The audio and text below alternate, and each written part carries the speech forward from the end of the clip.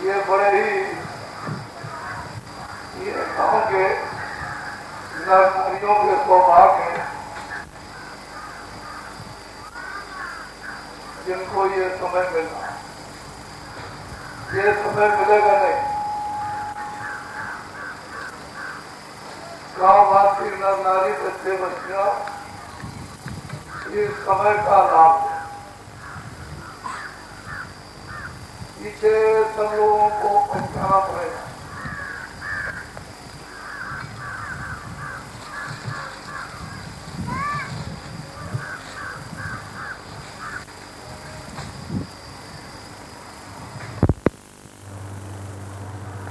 बोलो जय गुरुदेव। देखो, शंका मत करो। शंका से अपना विनाश होता है, अपनी जीवात्मा अधोगति हो जाती है। शंका मत करो। ये दरभंगा विद्वानों की नगरी थी। अब पता नहीं विद्वान है कि नहीं है, लेकिन हमने बहुत पहले सुना था कि दरभंगा में बड़े बड़े विद्वान रहते हैं। अब होंगे वो तो आपको मालूम होगा या नहीं होंगे, लेकिन मैं ऐसा समझता था कि चलो दरभंगा में चलेंगे और देखेंगे विद्वानों की कैसी नगरी है। तो वास्तव में विद्वता का मतलब यह है कि मानवता को समझना।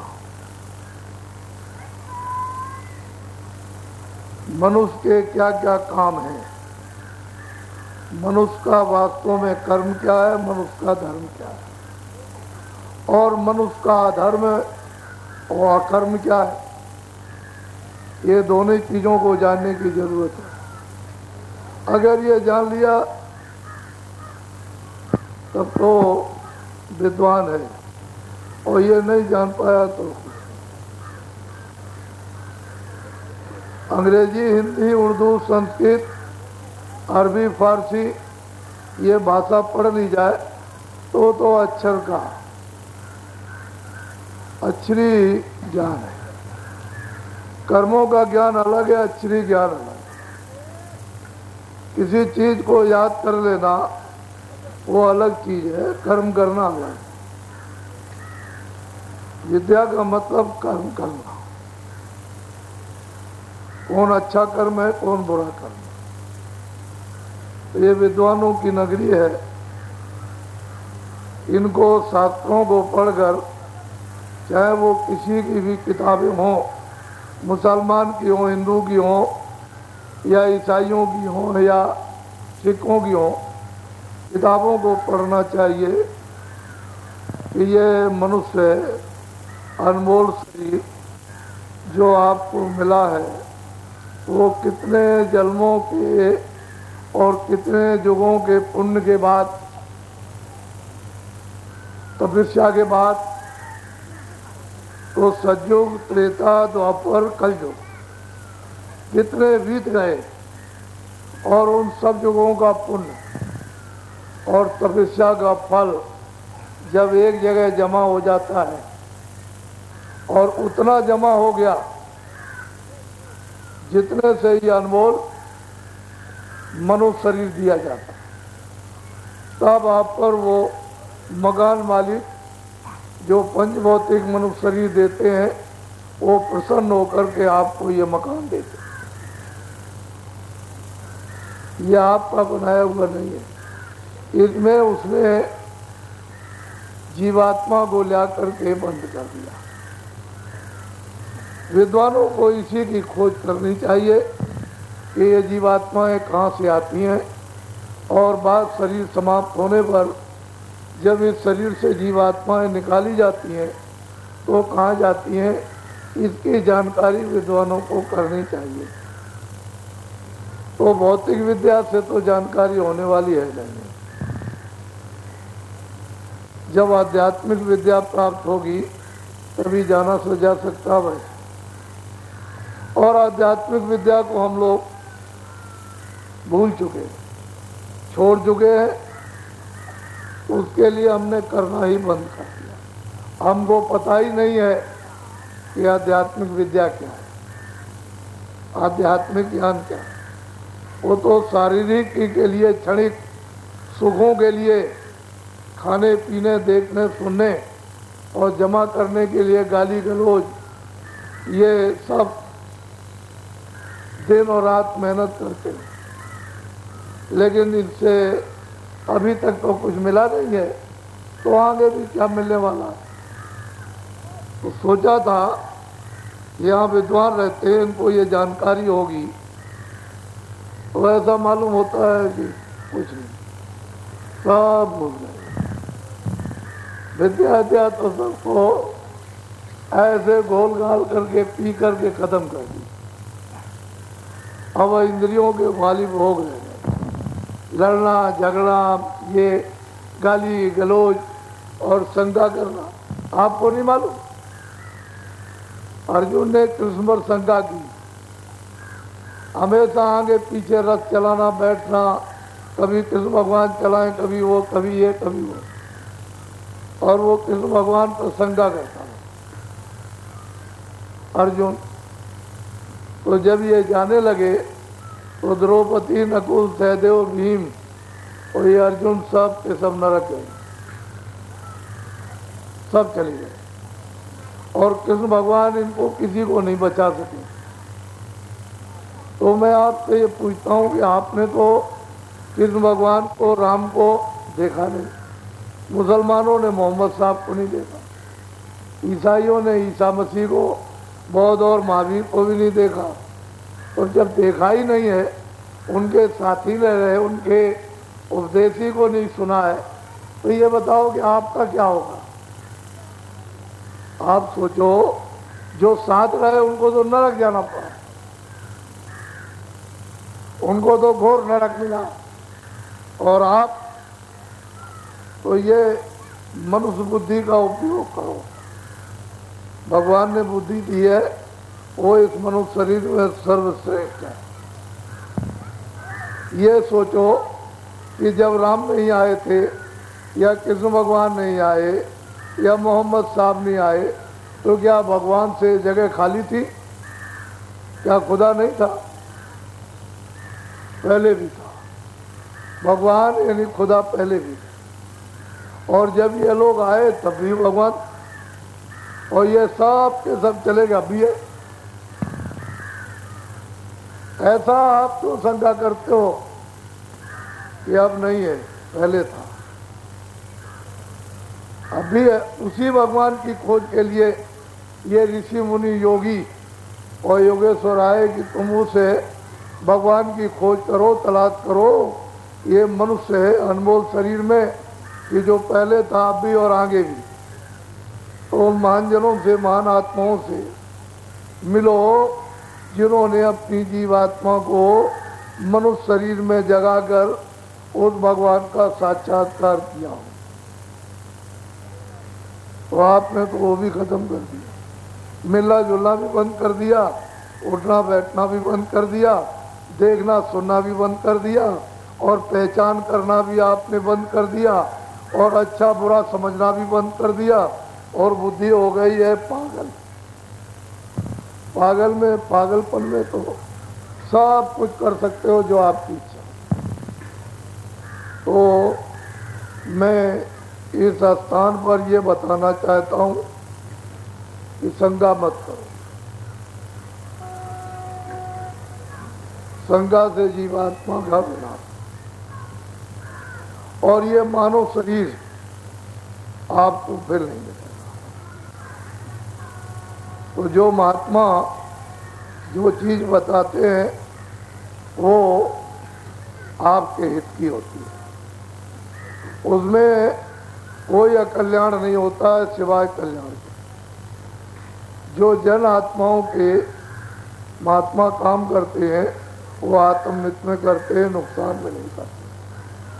तो इसलिए आपने जो देखा है, ये जय गुरुदेव लिखा हुआ है, तो मेरा नाम तो नहीं है, वैसे ही शंका कर रहे हो आप। इस किराए के मकान का नाम तुलसीदास, और आश्रम है मथुरा में, कहाँ पर है आश्रम? मथुरा में। तो अब दो परिचय तो ये हो गए कि भाई मेरा नाम तो जय गुरुदेव है नहीं और आपका भी नाम नहीं है और आश्रम है मथुरा में, और सारे हिंदुस्तान में जय गुरुदेव नाम का प्रचार करता हूँ। और जय गुरुदेव नाम उसका जो गर्भ में न आता है न जिसका मरण होता है, उसका नाम है जय। तो विष्णु भगवान के 1000 नाम। आपसे पूछा जाए विद्वानों से कि आप एक एक नाम गिनाइए तो नहीं गिना सकते, चाहे अपने को कितने भी बड़े विद्वान हो। और भगवान के अनंतों नाम शंका क्यों करते हो? महापुरुषों ने कोई ऐसा काम नहीं किया है जो किसी आत्मा की हानि हो, तो इसलिए शंका मत करो। ये उसका नाम, मैंने तीनों परिचय बता दिए। और अब चौथा परिचय आप क्या करोगे? उसमें शंका ही शंका।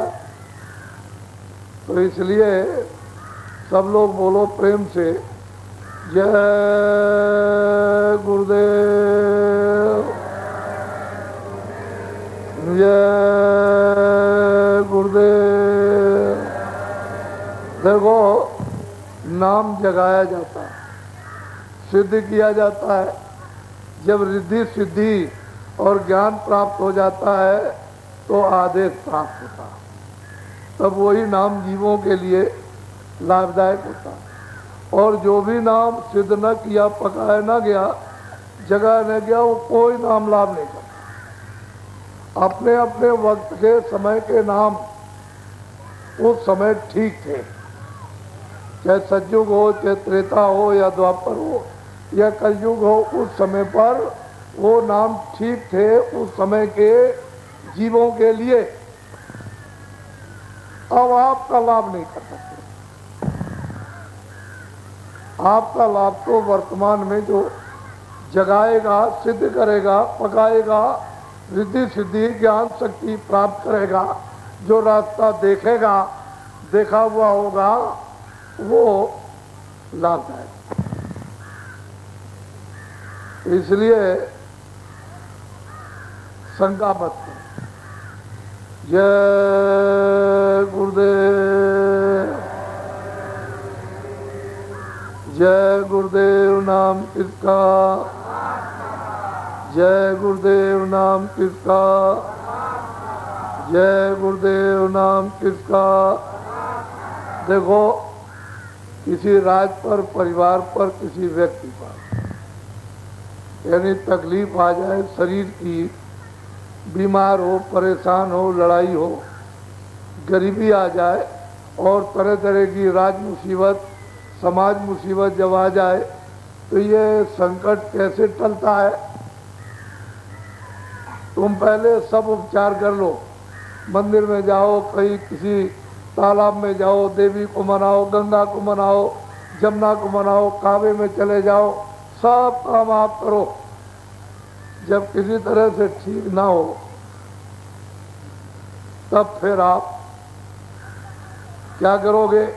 जब सबसे यात्रा कर ली और हमारा संकट नहीं गया, तो फिर भागते हो वो महात्माओं की तरफ कि दुआ दे दो, आशीर्वाद दे दो, वो दया कर दो।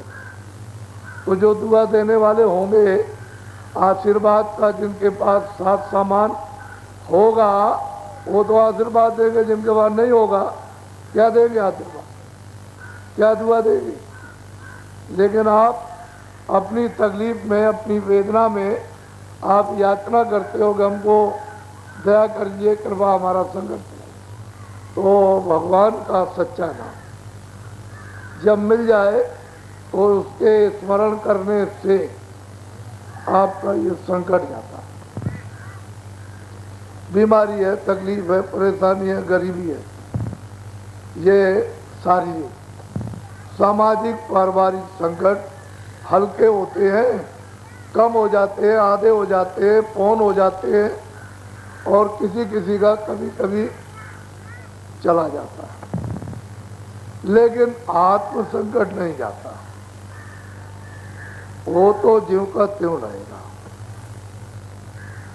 अब आपको शरीर संकट के लिए कोई मिले तब तो, नहीं मिलेगा तो क्या होगा। कितने सतयुग, कितने द्वापर, त्रेता, कलयुग बीत जाएंगे, मनुष्य शरीर आपको नहीं। क्यों इस जीवात्मा की दुर्गत करते? अनमोल मनुष्य शरीर पाया है, इस जीवात्मा को भवसागर रूपी नदी से पार करने के लिए किसी जागे जीते जागते किसी ज्ञानी पुरुष महापुरुष से मिलो, और वो जानता है सनातन जिस रास्ते से जीवात्मा आई उसको वापस कर देगा और घर में पहुंच जाएगा। तब 4 खानों से, 84 लक्ष्योनियों से, नरकों से सब छुटकारा होगा। नहीं बड़े बड़े शेषशाह और बड़े बड़े बादशाह और धनी मानी व नरकों में पीटे जा रहे, और कितने करोड़ों वर्षों तक अभी निकल रहे, उनका चांस ही नहीं। तो ये आप क्या कर, आपको मालूम है अच्छा बुरा? ठहर जाओ। जब अपराधी हत्यारी बुद्धि, अपराध की हत्यारी बुद्धि, पाप की, अशुभ कर्मों की और मतलब कुदृष्टि की और ये आलोचना की, जब अपराधी हत्यारी बुद्धि घर में हो जाती है तो घर का सर्वनाश और घर की जितनी व्यवस्था है उनका नाश। अपराधी बुद्धि और अपराधी हत्या जब समाज में हो जाएगी तो सारी समाजों का नाश और उन व्यवस्थाओं का नाश हो जाएगा। अपराधी बुद्धि राज में, तो राज का नाश कर दिया और सब राज व्यवस्था को साफ खत्म कर दिया।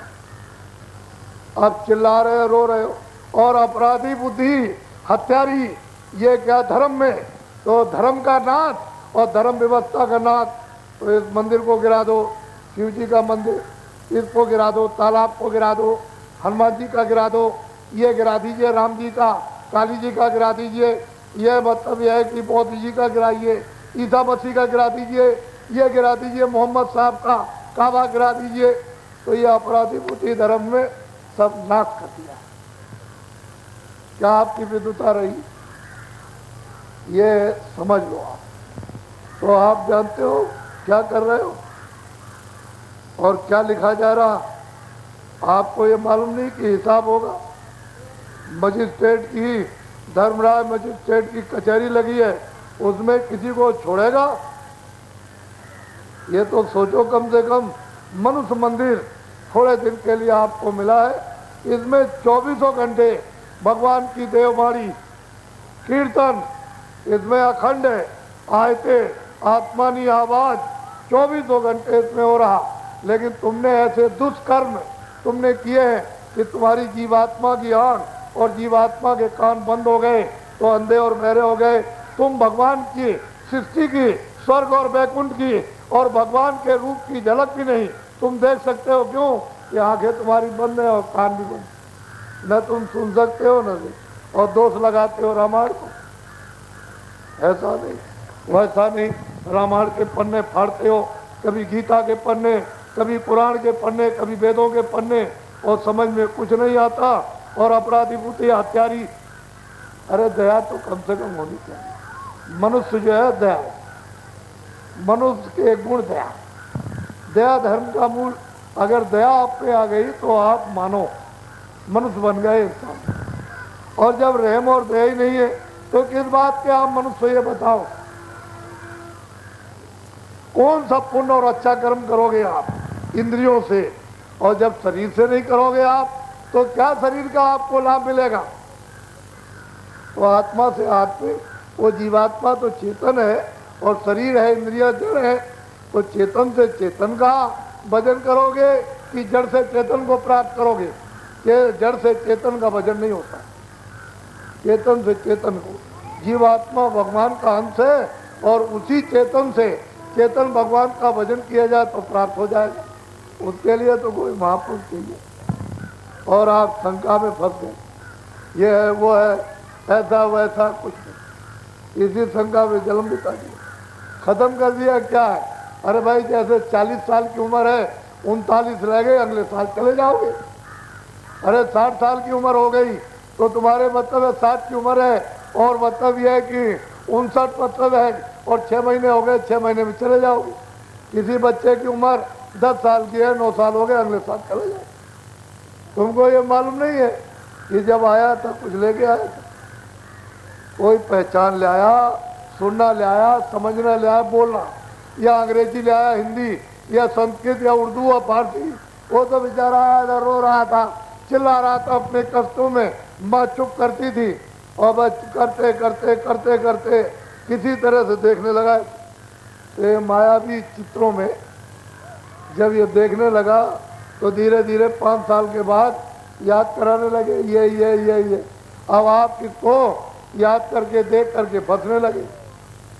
बस मेरा है, मेरा है। अरे भाई काम लेते, तुम खेती करो, दुकान करो, दफ्तर का काम करो, और जो कुछ भी लेकर के आओ, अनाज सब्जी फल, इनको खूब खाओ और कपड़े पहनो, मकान में रहो और बच्चों की सेवा करो। मेरा है, मेरा, ये तेरा नहीं मेरा है। बस इसी में लग गए तो मतलब ये है कि फिर क्या किया आपने?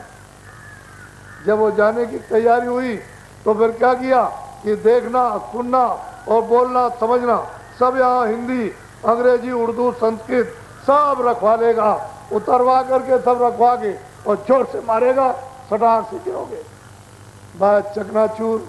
अरे किस पर गुमान करते हो? किराए के मकान में, दूसरे के मकान में रहकर पता नहीं कब खड़ा हो जाए, कहे निकलो मकान से। तुमने देखा नहीं, बड़े बड़े धनी मानी ये निकाल के अलग कर दिए। तुमको घर में जानना चाहिए कि घर में रोज ये घटनाएं होती हैं और उसको नहीं समझते और अकड़ते हो, कहते मैं।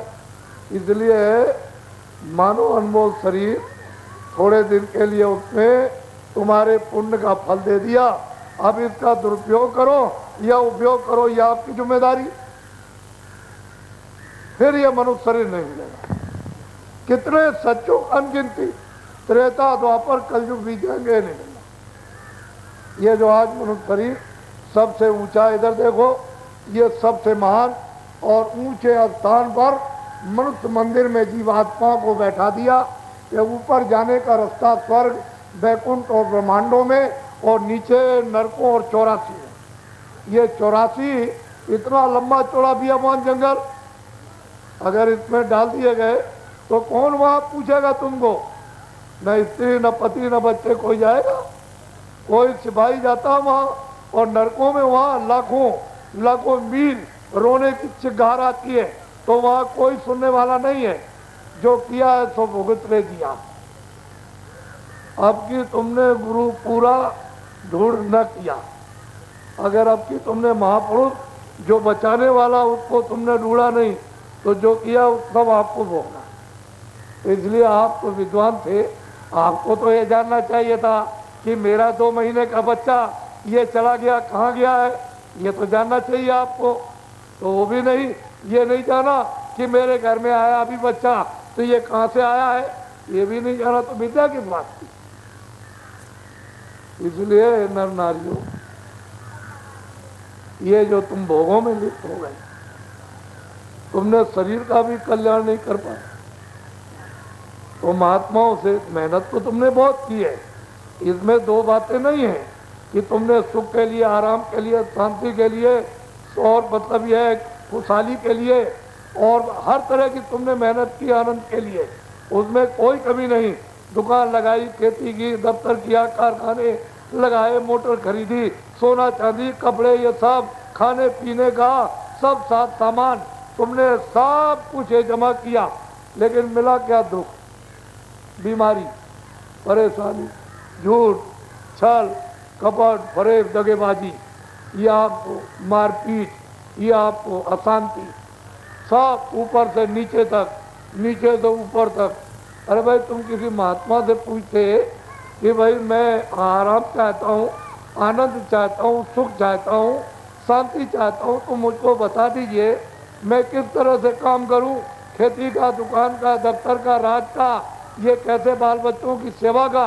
तो महात्मा बता देते कि तुम खेती, दुकान, बच्चों की सेवा ईमानदारी, मेहनत के साथ, यानी घर में, समाज में और राज में काम करो। ये तुम काम करते आप, और फिर वो कहते कि भाई ये काम तो तुम्हारा पूरा हो गया, तो तुम जब सोने जाओ तो 15 मिनट 10 मिनट मनुष्य मंदिर में सोने के पहले तुम अपनी जीवात्मा से सच्चे भगवान का भजन करते, तो दोनों दिन यानी लोग भी ठीक हो जाता और आत्मा का कल्याण भी होता, तो उधर भी नहीं, दोनों तरफ से चलेगा। तो मेरी विनती प्रार्थना है कि आगे समय बड़ा खराब आ रहा, मैं ये संकेत संदेश आपके कानों में डालने के लिए आया हूँ। और मैंने एक दिन के आदेश से कितने लोगों ने देश में टाट बोरा पहन लिया, आपको इस पर शंका संदेह नहीं करना चाहिए, क्योंकि राम लक्ष्मण ने भी यानी टाट पहरा था, बोरा जूट, और वो ऋषियों ने पहराया था, और पहरा करके जंगल उनका पदार्पण हो गया। और वही यही टाट, यही बोरा जो है वो ईसा मसीह, और यही टाट बोरा मोहम्मद साहब, और यही टाट बोरा बलकर बख्श था जो कृष्ण भगवान पहनते थे। तो आपको शंका करने की क्या जरूरत है, जब ऐसी ऐसी यानी जो शक्तियाँ जिनको अवतारी कहते हो वो आई टाट बोरा पहरा, तो आपके सामने अगर बोरा और टाट कई चिन्ह देखने को मिल रहा तो शंका क्यों करते हो आप? कोई बात तो जरूर है, कोई बात जरूर है, ऐसी बात तो नहीं है। तो आगे तकलीफ आ रही है, राज पर तकलीफ, धर्म पर तकलीफ, समाज पर तकलीफ, परिवार पर तकलीफ, ये चारों चीज़ों पर तकलीफ आ रही है, भारी तकलीफ आ रही है। तुम्हारे भारत के लिए नहीं, सारे विश्व के लिए ये तकलीफ आ रही है, और विश्व में फिर से परिवर्तन होगा। तुमने रामायण तो पढ़ी नहीं है, और उस पर तो तुमने गहराई से कोई विचार नहीं किया है। वहाँ रामायण में अकाट है, यानी अखंडित, यानी खंडित होने वाला नहीं। जा सो राज प्रिय प्रजा दुखारी, सो नृप होय अवध नर अधिकारी। निश्चित यानी अकाट वचन उन्होंने लिख दिया। फिर क्या कहते हैं, बहुमत त्रियमत बालमत, बिना नरेश को राज, सुख संपदा की कौन कहे, प्राण बचामन बड़ भाग। अरे भाई इसको छोड़ो, बहुमत में, त्रियमत में और बाल मत में तुम सुख संपदा की बात मत करो। किसी का लूटा जा रहा, छीना जा रहा है, और ये क्या धोखा दिया जा रहा है, उसके नहीं। प्राण अपने अपने बचा लो मनुष्य रूपी मंदिर में, बस यही तुम्हारे लिए बहुत है। सब चला जाए, तुम नहीं देखते हो, हमने पहले से कहा कि अमेरिका से, चीन से, जापान से, तुम्हारे मतलब ऑस्ट्रेलिया से और तमाम अरब देशों से जितने भी अपने वतन के गए हुए लोग, वो सब के सब यानी बखुशी तैयारी करके चले आए। नहीं तो ऐसा संकट आएगा कि सब माल असबाब सब छोड़ करके आपको बिल्कुल नंगे खाली आपको आना पड़ेगा। और वो भी आने में, इस तन को ले आने में मुसीबत होगी, बहुत कठिनाई पड़ेगी। किस जिल्लत से, किस मुसीबत से, किस परेशानी से, किस पीड़ा से इसको कैसे कैसे ले आओगे, ये तो और बहुत लोग तो खत्म हो जाएंगे। सारे विश्व संकट आएगा। वो कोई भगवान ने, गॉड ने, यानी ईश्वर ने, खुदा ने कोई आपको श्राप या बदुआ नहीं दी है। ये अपने अपने दुष्कर्मों का फल। जब पाप कर्मों का मनुष्य रूपी मंदिर में घड़ा भर जाता है तो कुदरत, नेचर यानी प्रकृति फिर अपना साथ सामान यानी तैयार कैसा करती है। जैसे कृष्ण भगवान ने कहा था कि तुम लोग सचेत हो जाओ, होशियार हो जाओ, और नियम नियत से तुम एक दूसरे के काम और बर्ताव करो। ऐसा मत करो सबको जीने दो। कह लगे तब कुछ नहीं हो सकता, तो नहीं हो सकता तो तैयार हो जाओ। तो उन्होंने कहा सारे विश्व के वीर योद्धा और सारे विश्व का विज्ञान और ये सब तुम देखो क्या होता है। तो आखिर में वही हुआ कि सारे विश्व का विज्ञान और वीर योद्धा ये सब के धन नरमुंड 18 दिन में सफाया हो गया। फिर कृष्ण भगवान ने कहा अरे भाई यदवंशियों और तुम विद्वानों, अब तुम समझ लो, तुम अब सचेत हो जाओ, होशियार हो जाओ और मेरी बात को मान लो और ठीक से सुधर्म मानव धर्म का पालन करो, क्योंकि द्वापर जा रहा, कलयुग आ रहा। तो उन्होंने नहीं माना तो देख लीजिए आप 56 करोड़ वदंतियों का कुछ ही घंटों में सफाया, दिन भी पूरा नहीं लगा।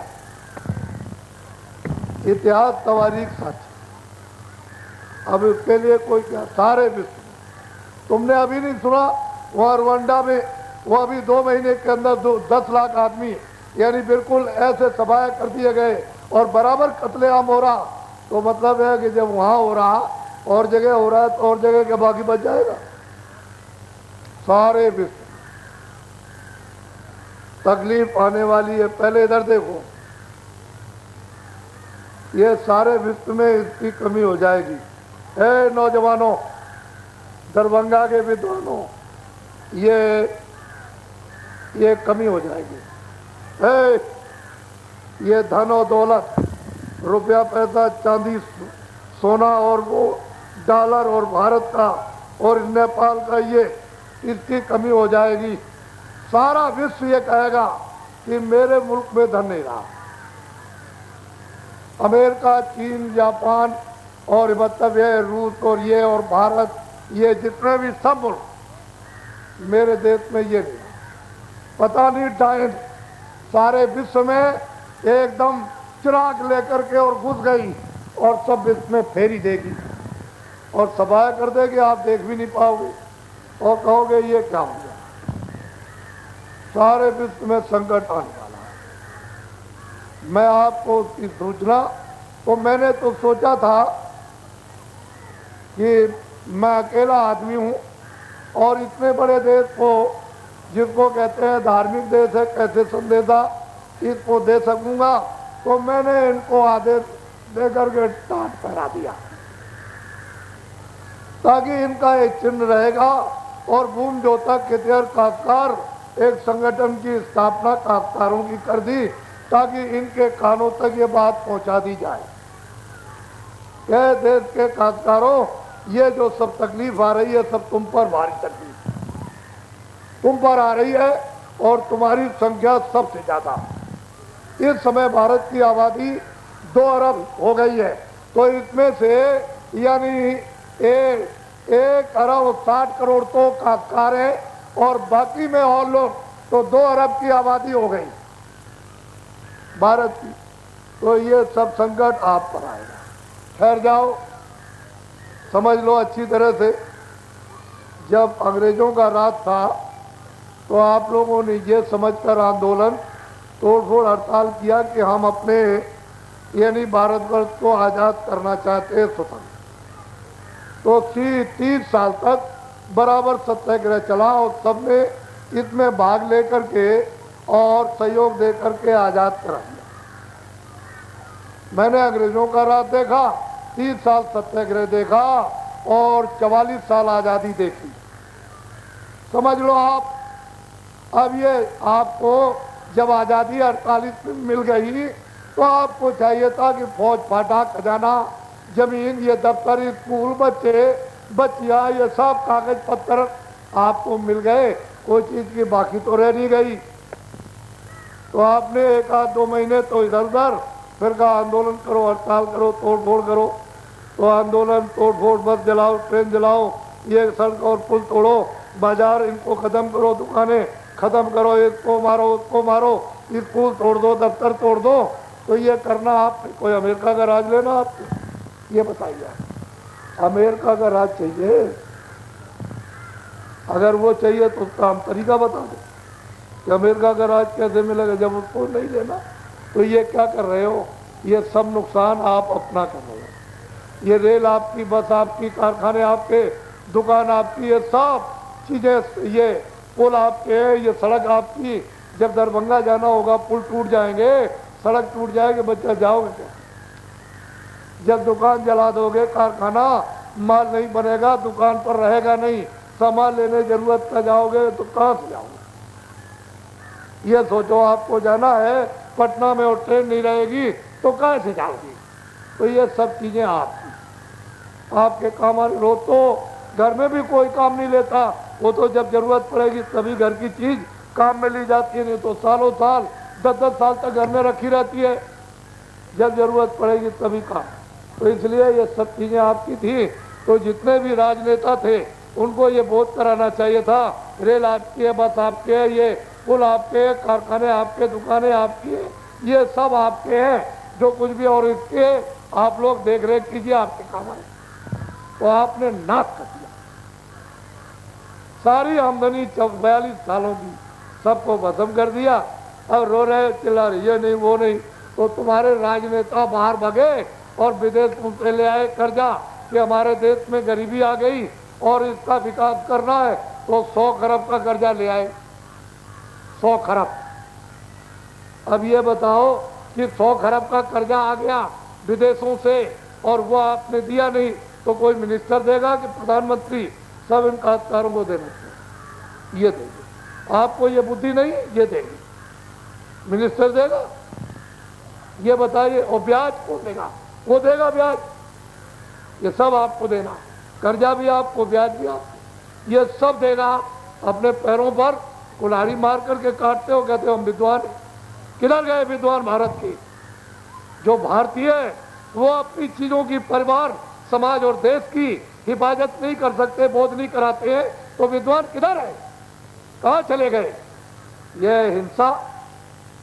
अरे आपको तो ज्ञान से बताया था कि हमारा ये धार्मिक देश है, ये 2 जातियां हैं जो जन्म लेती है, वो अबड़ है, अज्ञानी है, और जिनको ये ज्ञान प्राप्त हो चुका है वो उनका बोध कराएं कि परिवार का बोध, समाज का बोध और छोटे बड़ों का बोध, मान सम्मान का बोध, सेवा सत्कार का, अतिथि का बोध, ये मानवता का, दया का, और मतलब ये है कि सत्यता का ये बोध कराना चाहिए। तो आपने ये क्या कर डाला? ये आपने क्या किया? ये अवर और सवर, हिंदू मार दो, मुसलमान मार दो, सिख मार दो, इनको ब्राह्मण मारो, क्षत्रिय मारो, हरिजन मार दो, इनको छोटे को मार दो, गरीब को, ये करना चाहिए? ये आपका ज्ञान है? ये मानवता का? ये तो मतलब अज्ञान का भंडार खुल गया। ये नहीं, 2 ही लोग थे, ज्ञानी अज्ञानी। आप ज्ञान की शिक्षा समाज की और परिवार की और राज्य की और धर्म की शिक्षा देते थे। जब उनको शिक्षा ज्ञान की मिल जाती थी तो उनका अवर्ण अज्ञान दूर होकर के वो सवर्ण हो जाते थे। आपके जब बच्चे पैदा हुए तो वो सब के सब अज्ञानी अवर्ण, उनको फिर शिक्षा दी जाए, उनको ज्ञान मिल जाए तो सब सवर्ण। बच्चे स्कूल में जाते हैं तो अध्यापक सबको विद्या देते हैं, जब उनको विद्या मिल जाती है तो उनका अवर्ण दूर हो जाता है, अज्ञानता, तो वो सब ज्ञानी हो जाते हैं, सवर्ण हो जाते हैं। इसलिए नर नारियों, बड़े विचार कीजिए, इन झगड़े झंझटों में मत। ये तुम्हारे सर्वनाश करने का। तुमने अभी अकाल नहीं देखा, सूखा नहीं देखा, तुमने भुखमरी नहीं देखी, अभी तुमने बीमारी नहीं देखी, अभी तुमने भूकंप और टैक्स और महंगाई नहीं देखी। ये सब तकलीफें आगे आने वाली, आगे, अभी नहीं, आगे। तो मैं आपको संकेत तो दे दूं ताकि आप जब समय आए तो आप ये तो कहोगे कि बाबा जी आए थे, जय गुरुदेव नाम का प्रचार करने वाले मथुरा से, उन्होंने ये बात कही थी। हम जो कुछ बोल के जाएंगे उनमें से एक बात झूठ होने वाली नहीं। हमारा कोई स्वार्थ हो, एक बात पूछता हूं, तुम्हारे सब हित की हो, कल्याण की हो, घर की हो, दुकान की हो, दफ्तर की हो, तुम्हारे बच्चों की हो, तुम्हारे शरीर की हो, तुम्हारी आत्मा की हो, लोक की परलोक की, उसको पियो। हमारे स्वार्थ की एक बात है, ठहर जाइए। ये मान लो 400 MLA है तो आप सबको मिनिस्टर बना दीजिए, हमारी दिली इच्छा है। यानी मैं आपको अपना विचार बताता हूँ, सबको मिनिस्टर बना दीजिए और उनसे कह दीजिए ये काम आपका, ये काम आपका। तो जितने मिनिस्टर बन गए वो ये सब क्या है? बच्चे, ये सब आपके बच्चे। आपने शपथ ले ली कि मैं सब बच्चों की देखभाल करूंगा, तो आपको ब्राह्मण, क्षत्रिय, हरिजन, मुसलमान और ईसाई और छोटे बड़े, गरीब अमीर से क्या मतलब? ये सब आपके बच्चे। आपने शपथ ली है कि प्रजातंत्र धर्मनिरपेक्ष है और मैं न्याय और रक्षा करूंगा, सबको दूंगा, और मैं उत्पादन करूंगा और संग्रह करूंगा, और जहां जरूरत पड़ेगी मारो, उसको मार दो, उसको मार दो। तो आप सबको मार दीजिए, आप पूरे दरभंगा खत्म कर दीजिए, कोई न, तो आपको सुख क्या मिलेगा ये बताइए? ये सोचिए आप, जब आप अकेले रह जाएंगे तो आपको क्या सुख मिलेगा? इन्हीं से तो आनंद, इन्हीं से सुख है, इन्हीं की सेवा करने से मान सम्मान तो इनसे मिलेगा, आदर सत्कार तो इनसे। जब कोई नहीं रहेगा कौन पूछेगा कि आप कौन ठाकुर है, ब्राह्मण है कि हरिजन है? कौन पूछेगा? अकेले घूमते रहिए जंगल के अंदर, तो सबको मार के क्या करोगे? क्या मिलेगा? जिन लोगों ने बहुतों को मार दिया क्या मिला? सबको पश्चाताप। अब सोच करना, सब किए हुए कर्म का फल भोगो, आखिर में मनुष्य बनो, आदमी बन जाओ। तो इसलिए जो काम दिया गया है, अपने अपने काम को जिम्मेदारी समझ करके कि अब मैं उस पद पर आ गया हूँ, मैं एक मतलब है बाप के पद पर, माँ के पद पर आ गया हूँ, तो ये मेरे बच्चे हैं, अब इनको कोई तकलीफ, ऐसा उपाय किया जाए कि इनकी सब तकलीफ है। तो आपको ये प्रयास, घर में बच्चे रहते तो माँ बाप यही चाहते हैं हमारे बच्चे सब सुखी, आपके गांव के, जिले के, आपके प्रदेश के, सारे देश के आपके बच्चे सब सुखी रहे, यही तो है। तभी तो राजा का जस होता है। जात जिसके राज में प्रजा यदि सुखी रहती है, वो तो उसके ऊपर तो भगवान